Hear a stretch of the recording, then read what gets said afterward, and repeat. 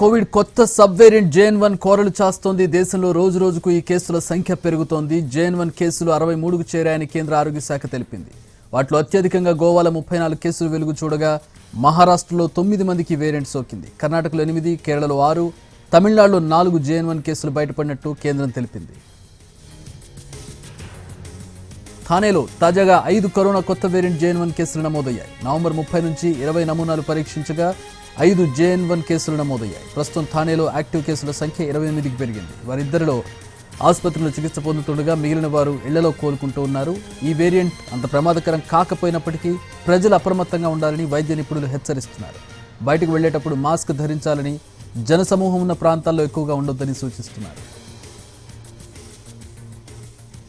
మరోవైపు తెలంగాణలో కరోనా కొత్త వేరియంట్ ఒమిక్రాన్ JN1 కేసులు నమోదు కాలేదని DH రవీంద్రనాయక్ తెలిపారు. ప్రజలు ఎలాంటి భయాందోళనకు గురి కావాల్సిన అవసరం లేదన్నారు. జ్వరం, జలుబు, దగ్గు లక్షణాలతో కాస్త జాగ్రత్తగా ఉండాలని సూచించారు.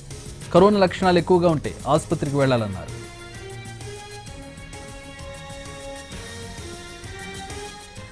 JN1 వేరియంట్ సోకిన వారిలో స్వల్ప లక్షణాలు మాత్రమే కనిపిస్తాయని, బాధితులు త్వరగా కోలుకునే అవకాశాలున్నాయని వైద్యులు చెబుతున్నారు. ప్రజలు ఆందోళన చెందకుండా అప్రమత్తంగా ఉంటే దీని వ్యాప్తిని తేలిగ్గా అడ్డుకోవచ్చునని చెబుతున్నారు.